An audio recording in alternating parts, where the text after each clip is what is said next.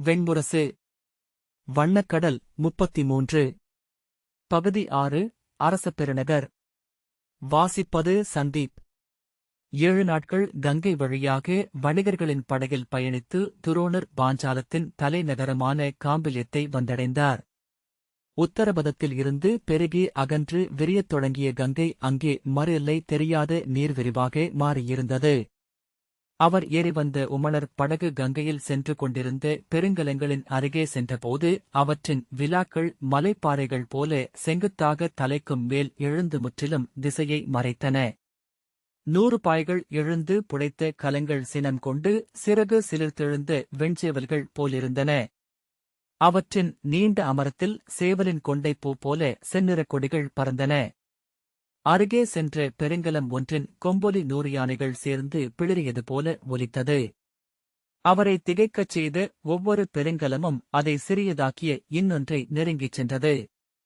அவையனைத்தும் வணிகப் பொருட்களால் நிறைந்தவை என்றான் படகோட்டியான மகிஷகன். இமயமலையடுக்குளில் இருந்து சிற்றோடைகளனைத்தும் ஒன்றாகச் சேர்ந்து கங்கையாகி வருவது போல கங்கை தடமெங்கும் விளையும் அனைத்தும் ஆறுகள் வழியாகவும் சாலைகள் வழியாகவும் கங்கைக்கு வருகின்றன. உணவும் நெய்யும் துணியும் தோலும் என மானுடருக்கு தேவையான அனைத்தும். அங்கே கடலோரப் பெருந்துறைகளில் இப்படகுகளை சிப்பியோடுகளாக ஆக்கும் அளவுக்கு பெரிய மரக்கலங்கள் நின்றிருக்கின்றன. ஆயிரக்கணக்கான பாய்கள் கொண்டவை அவை. துரோணர் திகைத்த விழிகளுடன் அவன் சொற்களைக் கேட்டுக் கொண்டிருந்தார். அனைத்து பொருட்களும் துறைமுகங்களில் தங்களை பொன்னாக மாற்றிக் கொள்கின்றன என்றார் அவருடன் வந்த சூதரான குஷ்மாண்டர். மானுடரின் அனைத்து உணர்வுகளும் மெய்யானமாக ஆவதைப் போல அந்தப் பொன்னை மீண்டும் இம்மண்ணில் உள்ள அனைத்துமாக ஆக்கிக் கொள்ள முடியும். ஆகவே பொன்னை தன் களஞ்சியத்தில் சேர்ப்பவன் இவ்வுலகில் உள்ள அனைத்தையும் சேர்த்துக் கொள்கிறான் என்கிறார்கள். பாய்மரத்தை பிடித்துக் கொண்டிருந்த மகிஷகன், சூதரே, அந்தப் பொன் எவர் நாட்டில் மண்ணுக்குள் இருந்து தோண்டி எடுக்கப்படுகிறது? கலமேறி இத்தனை தொலைவு வந்து தன்னை பொருட்களாக மாற்றிக்கொண்ட பின்னரே அது மதிக்கப்படுகிறது என்றான். அன்றொரு நாள் பீதவணிகன் ஒருவன் சொன்னான், யவனத்துக்கு அப்பால் ஏதோ ஒரு நாட்டில் பொன்னை உருக்கி ஊற்றி கருங்கற்களை இணைத்து வீடு கட்டுகிறார்கள் என்றான் படகைத் துழாவிக் கொண்டிருந்த ஒரு குகன். கூஷ்மாண்டர் நகைத்து, ஆம், பொன் என்பது பேரறம். அது எங்கோ கருவறையிலோ கருவூலத்திலோ வாழ்கிறது. அன்றாட நியாயங்கள் நம்மிடம் புழங்கும் பொருட்கள். அவை பொன்னால் மதிப்பிடப்படுகின்றன. பொன் அவற்றுக்கு மதிப்பை அளிக்கிறது என்றார். மகிஷகன், இறுதியில் ஒரு கவிதையை கொண்டு வந்து சேர்த்துவிட்டீர். வாழ்க! இச்சொற்களுக்காக உங்களுக்கு கள்ளுக்குரிய நாணயத்தை விட்டறிவர் வணிகர் என்று சிரித்தான். வணிகருக்கென்ன, ஓங்கிச் சொல்லப்படும் எதுவும் அவர்களுக்கு கவிதையே என்றார் கூஷ்மாண்டர் சிரித்தபடி. எங்கு செல்கிறீர் என்று கூஷ்மாண்டர் துரோணரிடம் கேட்டார். காம்பில்யத்துக்கு என அவரை நோக்காமல் துரோணர் பதில் சொன்னார். முன்பு சென்றிருக்கிறீரா என்று கூஷ்மாண்டர் கேட்க, இல்லை என்றார் துரோணர். காம்பில்யம் மிகப்பெரிய நகரம். அதைக் கண்டு அஞ்சிவிடாதீர். நீர் அதில் பாதி கொடுங்கள் என்று கேட்பதற்காகச் செல்லவில்லை. ஏதோ வாழும் வழுதேடித்தான் செல்கிறீர் என்றார் கூஷ்மாண்டர். க்ஷத்ரியனுக்கு வாளேந்தி பணிபுரியும் உரிமை உண்டு. ஆகவே நிமிர்ந்து செல்லும். துரோணர் தலையசைத்தார். உமது தோற்றம் ஸ்திரியர்களுக்குரியதாக இல்லை. உம்மை பார்த்தால் வேடர் போலிருக்கிறீர். உமது சொற்களைத்தான் அவர்கள் நம்ப வேண்டும் என்றார் கூஷ்மாண்டர். க்ஷத்ரியர்களுக்கு அங்கே கோட்டைக் காவலிலும் துறைமுகக் காவலிலும் பணி கொடுக்கிறார்கள். நல்ல ஊதியம் என்பதனால் சிற்றூர்களில் இருந்து ஒவ்வொரு நாளும் க்ஷத்ரியர்களும் வினைவலர்களும் காம்பில்யத்தை நோக்கி சென்று கொண்டிருக்கிறார்கள் என்றான் மகிஷகன். 2 தலைமுறை காலமாக இரண்டாகப் பிரிந்திருந்த பாஞ்சாலம் இன்று ஒன்றாகிவிட்டிருக்கிறது. 5 நதிகள் பாயும் அதன் நிலம் அன்னைப் பன்றியின் வயிறு போன்று வளம் மிக்கது என்றார் கூஷ்மாண்டர். எப்போது பாஞ்சாலம் ஒன்றாயிற்று என்று துரோணர் நீரைப் பார்த்துக் கொண்டு கேட்டார். பாஞ்சாலத்து மன்னர்கள் பாஞ்சாலத்தின் 5 பெருங்குலங்களில் இருந்தும் மனைவியரை ஏற்க வேண்டுமென்பது 5 குலங்களையும் இணைத்து பாஞ்சாலத்தை அமைத்த மூதாதையான பாஞ்சால முல்கலரின் காலம் முதல் வகுக்கப்பட்ட குலமரபு. பாஞ்சாலத்தை ஆண்ட சகதேவருக்கு 2 மைந்தர்கள். அவரது முதல் மைந்தர் பிருஷதர் சிரிஞ்சய குலத்து அரசியான பூஷையின் மைந்தர். இரண்டாவது மைந்தர் சோமகசேனன் சோமக குலத்தைச் சேர்ந்த அரசி கோமளையின் மைந்தர். சகதேவர் நோயுற்றிருக்கையிலேயே இரு உடன் பிறந்தாரும் பூசலிட்டு பிரிந்தனர். சிரிஞ்சேர்களுடன் கிருவிகுலத்தவர் சேர்ந்து கொண்டனர். துர்வாசகுலமும் கேசினிகுலமும் சோமக குலத்துடன் இணைந்தன. கூஷ்மாண்டர் சொன்னார். இருதரப்பினரும் இளவரசர்களின் தலைமையில் கங்கை கரையில் போரிட்டனர். 1000 பாஞ்சாலர்கள் களத்தில் இறந்தனர். அவர்களின் விதவைகளும் அன்னையரும் விரித்த கூந்தலுடன் காம்பிலியத்தின் அரண்மனை வாயிலில் வந்து நின்று கண்ணீர் விட்டெழுதனர். மாளிகை மீது சாவுப்படுக்கையில் கிடந்த சகதேவர் தன்னை உப்பரிகைக்கு கொண்டு செல்லச் சொல்லி அங்கே படுத்தபடியே தன் குலத்துப் பெண்களின் அழுகையைக் கேட்டார். பெண்கள் மண்ணை அள்ளி அவரை நோக்கி வீசி தீச்சொல்லிட்டனர். என்னை முனியுங்கள் அன்னையரே.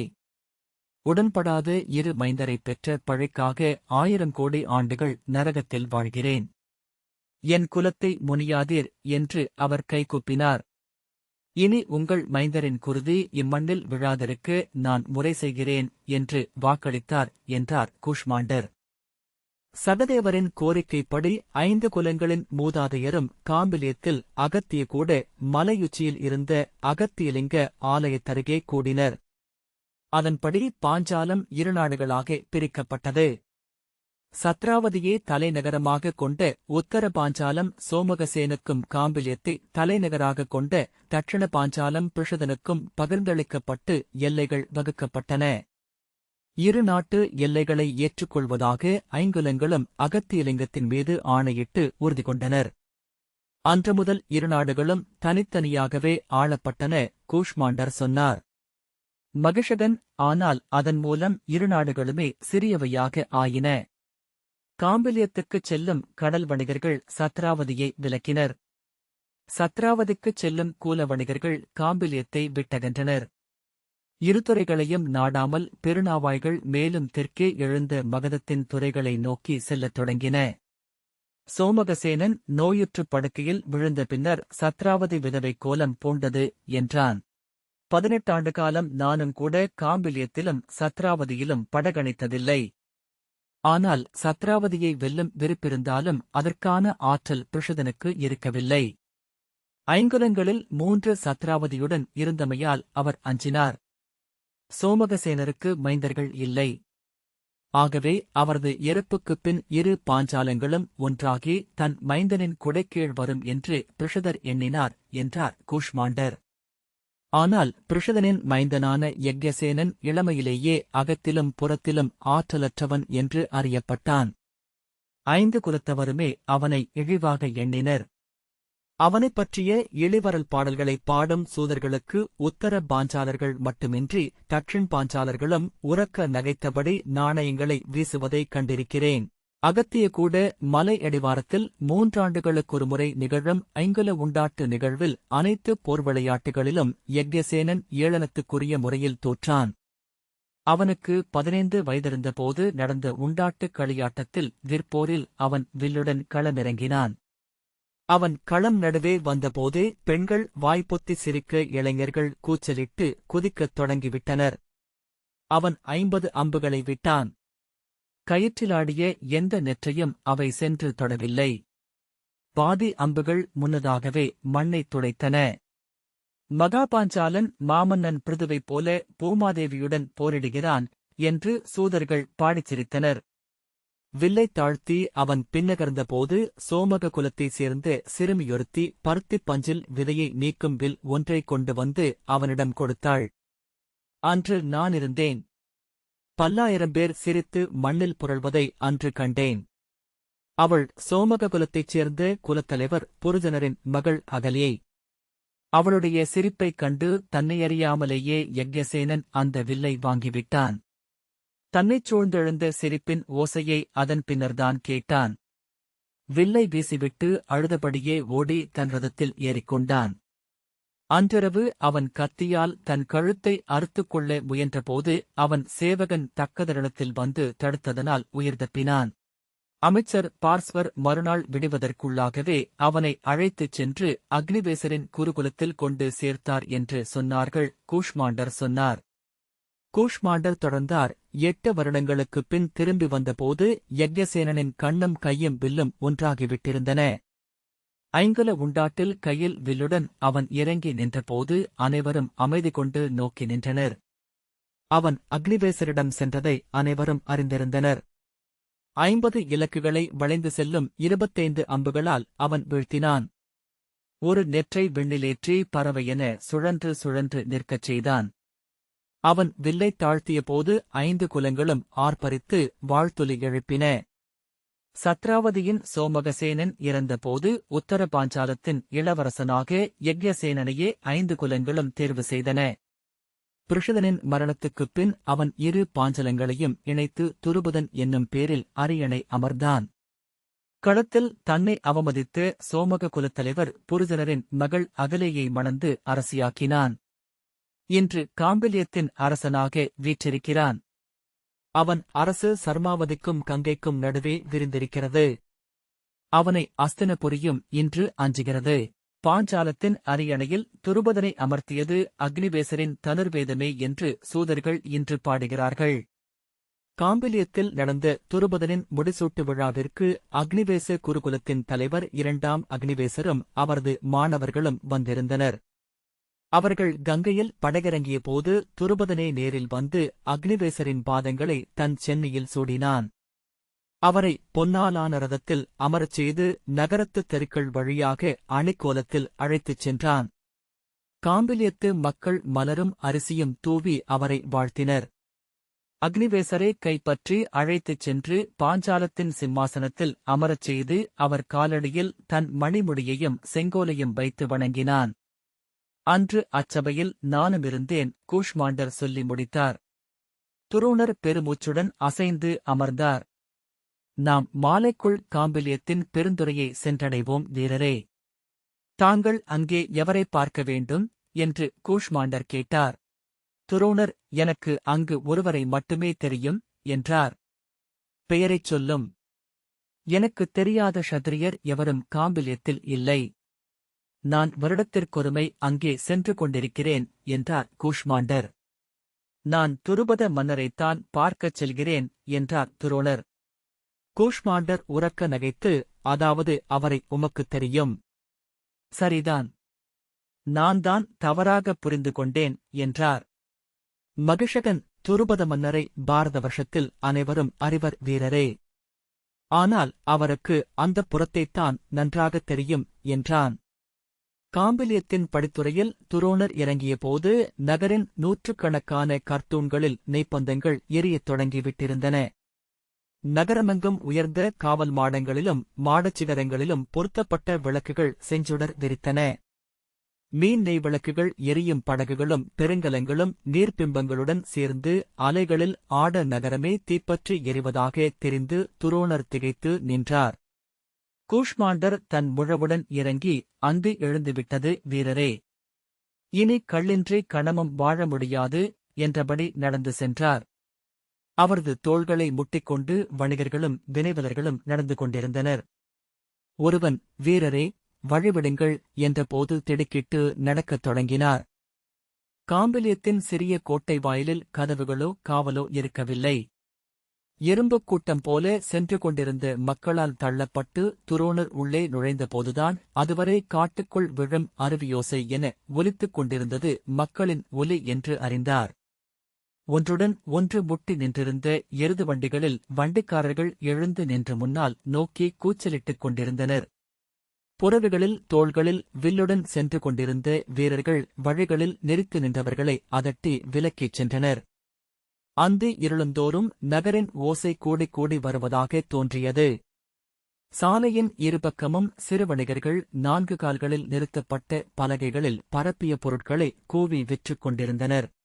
உள்ளே கங்கை மீனை வைத்து சுட்டு எடுத்த கிழங்குகள், தேனில் ஊற வைத்த கனிகள், உரித்தெடுத்து பாடம் செய்யப்பட்ட பாம்புத் தோல்கள், உடம்புத் தோல்கள், புலித்தோலாடைகள், மாந்தோலாடைகள், செந்நிறமும் நீல நிறமும் ஏற்றப்பட்டு மரவுரினார்கள், ஈச்சைநார் பெட்டிகள், செம்பாலும் பித்தளையாலுமான சிறிய கருவிகள், குத்துவாட்கள், குதிரைவாலால் செய்யப்பட்ட பொய்முடிகள், மரப்பாவைகள். துரோணர் ஒவ்வொன்றையும் பார்த்து அந்த பார்வையாலேயே நடைதேங்கி பின்னால் வந்தவர்களால் உந்தப்பட்டு முன்னேறிச் சென்றார். முதல் காவல் மாடத்தைக் கண்டதும்தான் தன்னினைவடைந்தார். பாஞ்சாலத்தின் தாமரை முத்திரை கொண்ட தலைப்பாகையுடன் நின்றிருந்தவன் நூற்றுவர் தலைவன் என்று கண்டுகொண்டு அவனை அணுகி, வீரரே, நான் அரண்மனைக்குச் செல்ல வேண்டும். எவ்வழி செல்வதென்று சொல்லுங்கள் என்றார். அவரை ஏறிட்டு நோக்கிய பூமன், அரண்மனைக்கா? நீரா என்றான். அவரது பழைய மரவொரியாடையையும் பயணத்தால் பொழுதுபடிந்த குறிய கரிய உடலையும் நோக்கி, இனிமேல் அரண்மனையில் கொடை நிகழ்வுகள் ஏதுமில்லை என்றான். துரோணர், நான் உங்கள் அரசன் யக்ஞசேனனை பார்க்க வேண்டும் என்றார். அவன் முகத்தில் சினம் சிவந்தேறியது. மன்னரின் பெயரைச் சொல்வது இங்கே தண்டனைக்குரிய குற்றம் என்றான். நான் யக்ஞசேனனுடன் அக்னிவேச குருகுலத்தில் பயின்றவன். பரத்வாஜரின் மைந்தனாகிய என் பெயர் துரோணன் என்று அவர் சொன்னபோது பூமனின் விழிகள் மாறின. வீரரே, நீர் அரசரின் சாலைத் தோழராக இருக்கலாம். ஆனால் அவர் இன்று சாலை மாணாக்கர் அல்ல, பாஞ்சாலத்தின் பேரரசர். கங்கைக்கரை உருளைக்கற்களில் ஒன்று சிவலிங்கமாக கருவறையில் அமர்ந்தபின் அதன் இடமும் பொருளும் வேறு. அக்னிவேசரின் மாணவர் என்கிறீர். இந்த எளிய உலகியல் உண்மையை அறியாமலிருக்கிறீர் என்றான். துரோணர், என்னை உங்கள் அரசர் நன்கறிவார். என்னை அவரிடம் அழைத்துச் செல்க என்றார்.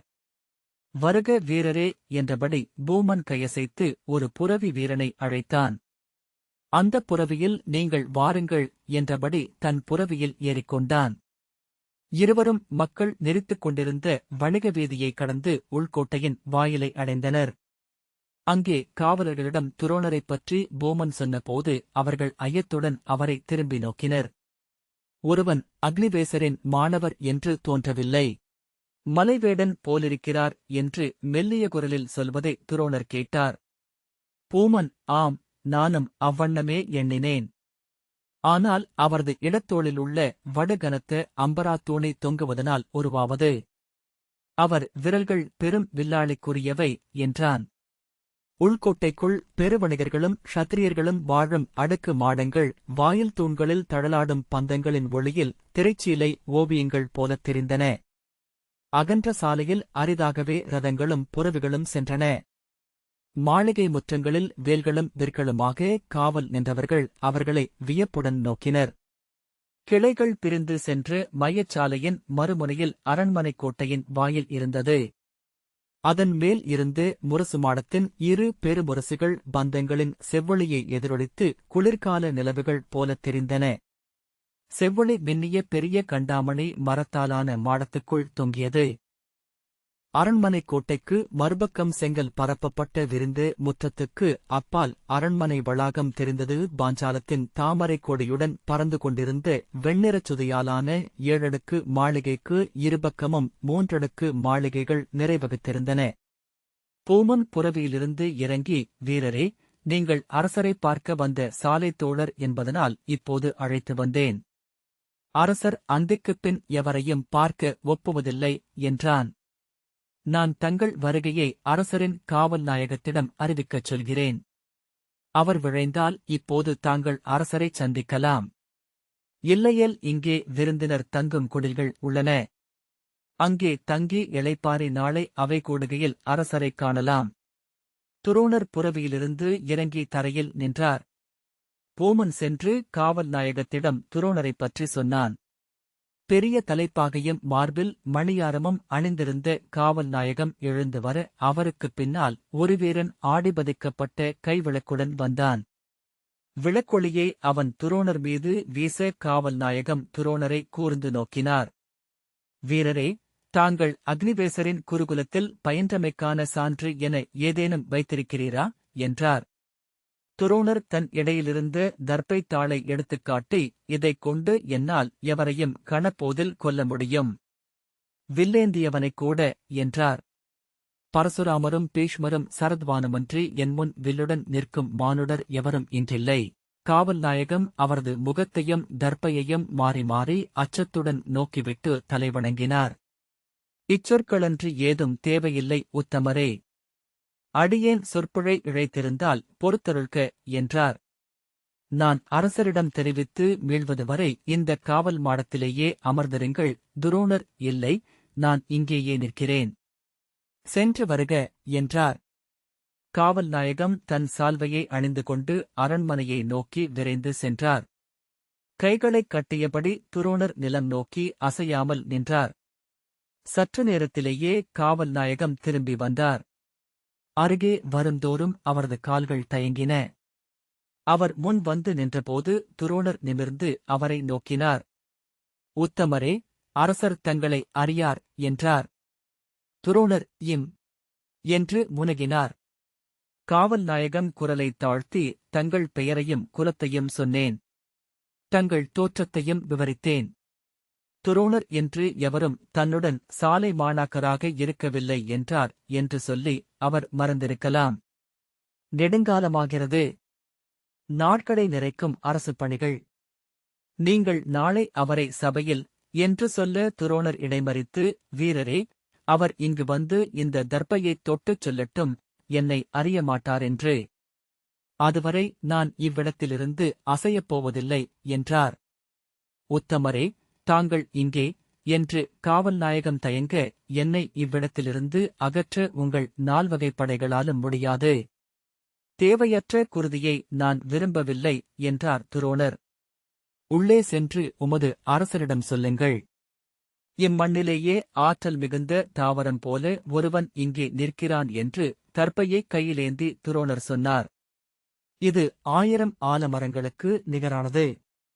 இலையாலோ கிளையாலோ ஆனதல்ல, வேராலானது. தன் உயிர்ச்சாரமாக நெருப்பைக் கொண்டிருப்பது. காவல் நாயகம் சில கணங்கள் சொல்லற்று ததும்பிய பின் திரும்பி மீண்டும் அரண்மனை நோக்கி ஓடினார். சற்று நேரத்தில் அங்கிருந்து 8 குதிரைகள் செங்கல் தடத்தில் குளம்போசை தடதடக்க விரைந்தோடி வந்தன. முழுகவசம் அணிந்த ஒருவன் அதில் பந்தங்களின் ஒளி தெரிய எரிந்து கொண்டிருப்பவன் போல குதிரை விட்டிறங்கி, வீரரே, இக்கணமே இங்கிருந்து விலகிச் செல்ல வேண்டுமென உமக்கு ஆணையிடுகிறேன். இல்லையேல் அது எங்கள் மீதான போர் அறைகூவலாகவே பொருள்படும் என்றான். தாழ்ந்த திடமான குரலில், உங்கள் அரசன் வந்து என் கையிலிருக்கும் தர்பைக்கு பதிலளிப்பது வரை நான் இங்கிருந்து விலகப் போவதில்லை. போரே உங்கள் அரசர் அளிக்கும் விடை எனில் அவ்வாறே ஆகட்டும் என்றார் துரோணர். சென்று அவரிடம் சொல், இம்மண்ணில் தன்னைத்தானே எரித்துக் கொள்ளும் ஆற்றல் கொண்ட ஒரே உயிர் தர்பை என்று. கவசவீரன் திரும்பி குதிரை மேல் ஏறிக்கொண்டு அதே விரைவால் அதை திருப்பி வேலைச் சுழற்றிக் கொண்டு அவர் மேல் பாய்ந்தான். அவனுடன் வந்த 8 குதிரை வீரர்களும் அசையாமல் பார்த்து நின்றனர். எவரும் பார்க்காத ஒரு கணத்தில் குதிரை கண்ணுக்குத் தெரியாத அரக்க கரத்தால் அரைப்பட்டது போல எம்பித் திரித்து அந்த முற்றத்தில் கிடந்து கால்களை உதைத்துக் கொண்டது. அதிலிருந்து வீசப்பட்ட கவசவீரன் கவசங்கள் தெறிக்க மண்ணில் கிடந்து புரண்டு கையொன்றி எழப் பார்த்தான். துரோணர் தன் கையிலிருந்த தர்பைத் தாள்களுடன் உரக்க, மூடர்களே, என்னை வெல்பவர் உங்களில் எவரும் இல்லை. வீணே உயிர் துறக்க வேண்டியதில்லை என்றார். குதிரை வீரர்கள் அவர்களை அறியாமலேயே சில 8 பின்னால் சென்றனர். சூழ்ந்து நின்றவர்களிடமிருந்து வியப்பொலிகள் எழுந்தன. கவசவீரன் முழங்காலை ஊன்றி எழுந்து மற்ற குதிரை வீரர்களை நோக்கி கைகாட்டி, கொல்லுங்கள் என்றான். அவர்கள் தங்கள் குதிரைகளை ஐயத்துடன் ஓரிரு அடி முன்னால் கொண்டுவர காவல் நாயகம் உரத்த குரலில், என்ன நெறி இது? ஒருவரை தாக்க ஒரு படையா என்று கூவி கையை தூக்கினார். படை திரண்டு வந்து ஒரு தனி மனிதரை வீழ்த்தினோம் என்று சூதர்கள் பாடுவார்களென்றால் பாஞ்சாலத்து 5 வீரர்கள் அனைவரும் உடைவாளால் கழுத்தறுத்து சாக வேண்டியதுதான்.